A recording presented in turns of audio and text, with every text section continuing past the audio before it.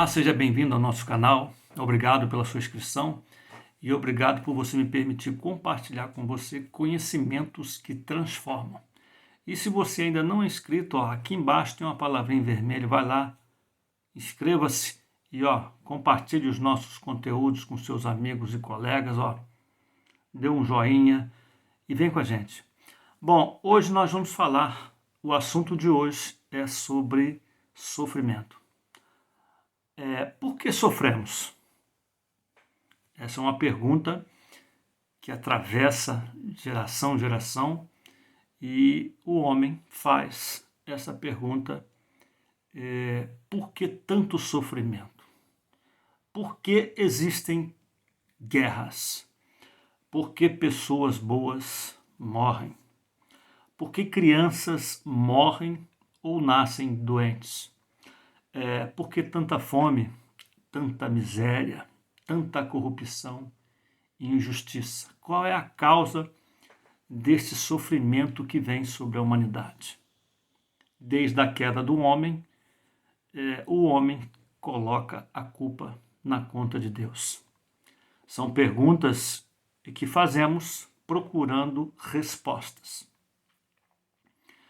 Bom, certa vez o filósofo alemão Arthur Schopenhauer externou a seguinte frase: viver é sofrer com pequenos instantes de felicidades. Ou seja, estamos mergulhados em uma vida de sofrimento e de vez em quando alguma coisa nos traz alegria. Bom, a mensagem principal também do budismo é a busca pelo fim do sofrimento humano e assim alcançar a iluminação.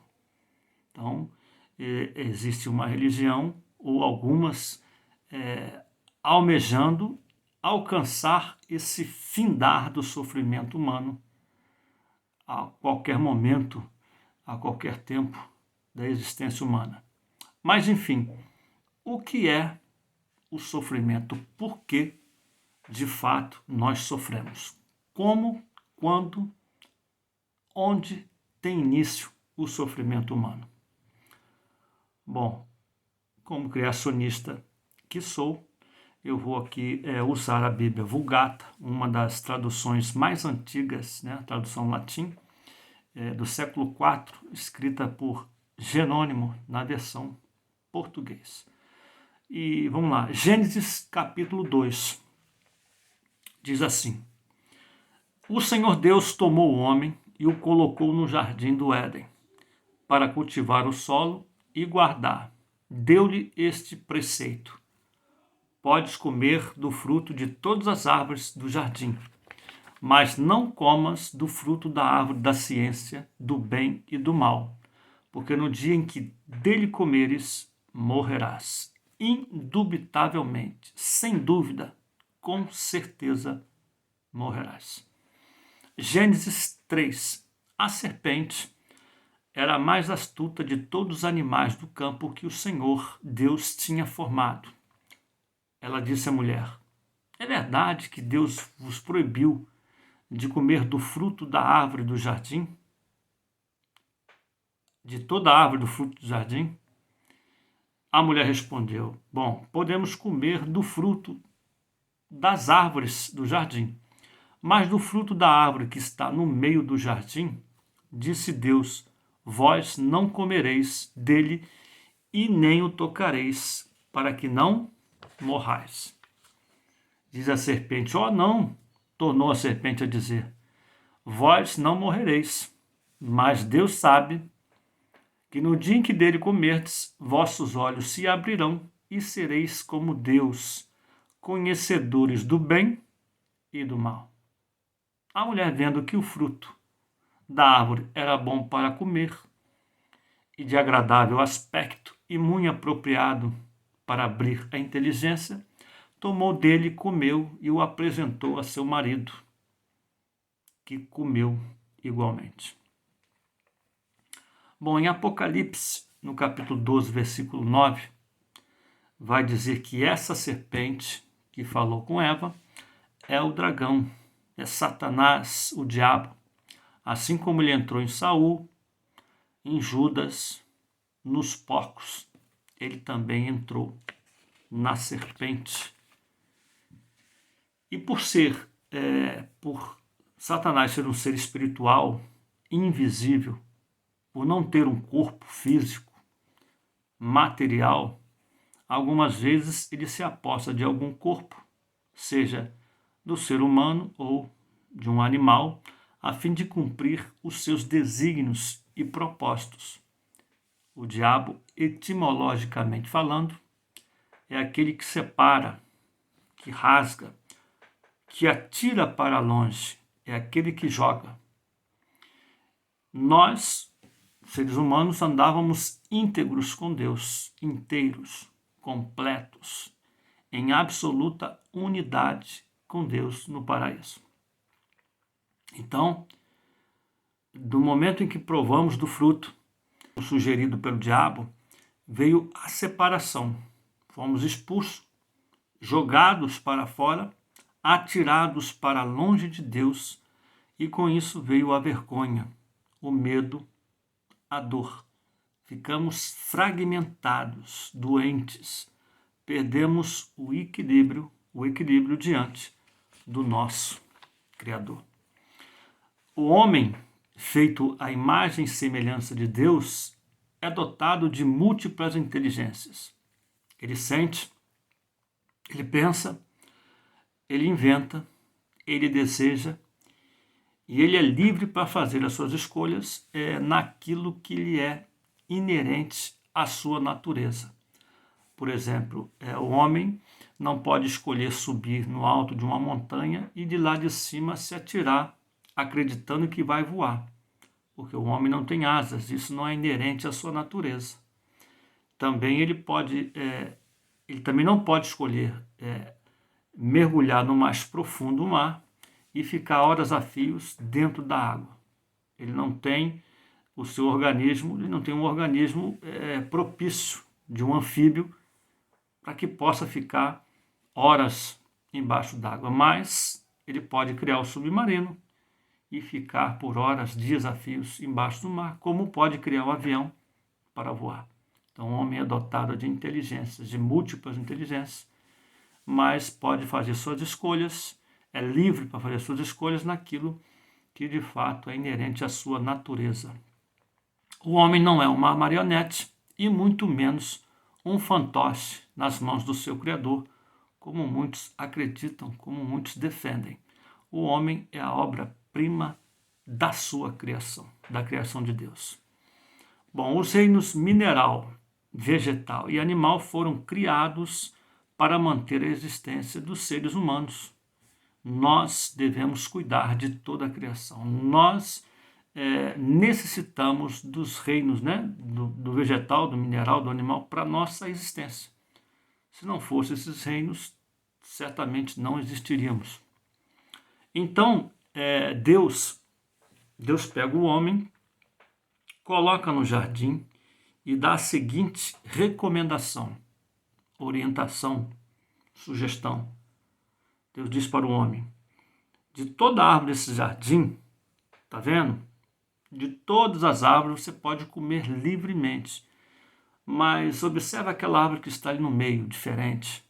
Aquela árvore que está ali no meio, você já não deve comer, porque se você comer desta árvore, certamente os seus dias serão abreviados.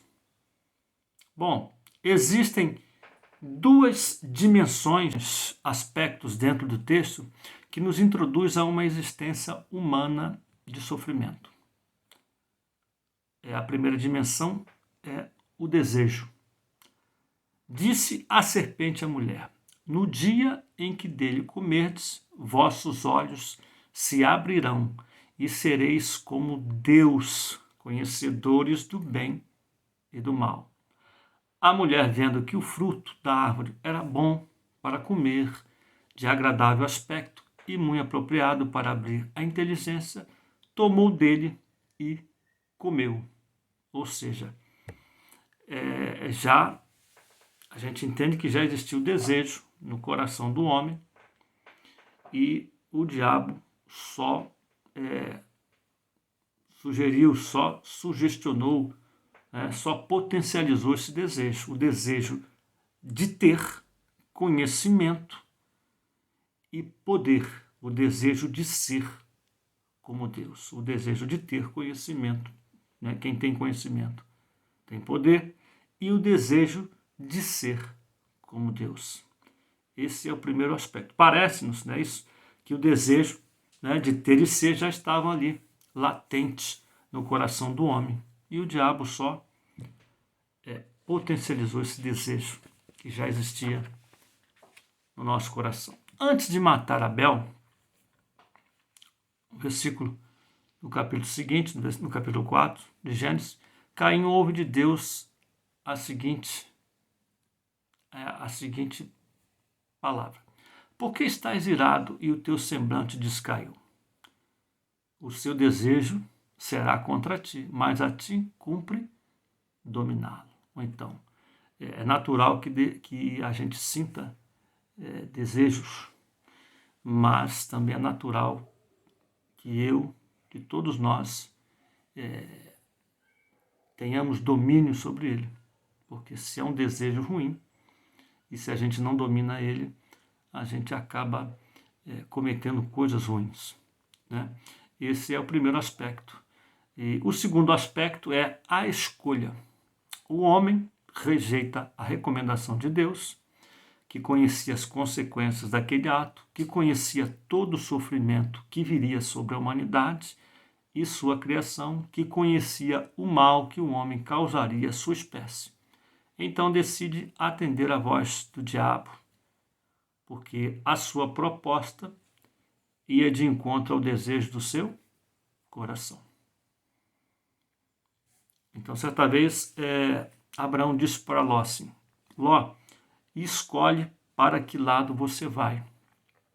E Ló escolheu ir para a campina do Jordão até Sodoma. E aí a gente sabe o que aconteceu com Sodoma e Gomorra. Então, o segundo aspecto é a escolha, quando você decide fazer o que quer, sabendo e tendo já, sendo orientado a não fazer. Então, você prefere tomar as suas decisões, as suas escolhas. E o legal disso tudo é que o homem, depois que deseja e escolhe fazer o que quer, tudo que dá errado, ele põe a culpa em Deus. Tudo que dá errado, a culpa é de Deus. Tudo que se causa na humanidade, sobre a humanidade, bom, foi Deus, o culpado é Deus. Prova disso é que Adão disse para Deus: a mulher que tu me deste por esposa. E aí Deus pergunta à mulher: e aí? A mulher diz: a serpente me enganou. Ou seja, nenhum de nós assume os seus erros, as suas responsabilidades. Queremos sempre culpar alguém. Então é melhor transferir a culpa, achar um dono, do que assumi-la, a responsabilidade. Afinal de contas, por que sofremos? Sofremos por causa dos nossos desejos e das nossas escolhas. E no fim, sempre culpamos a Deus por todo o sofrimento que passamos. Por isso, devemos ter os melhores desejos e fazer as melhores escolhas para que talvez venhamos a sofrer menos e a viver mais dias felizes. Pense nisso.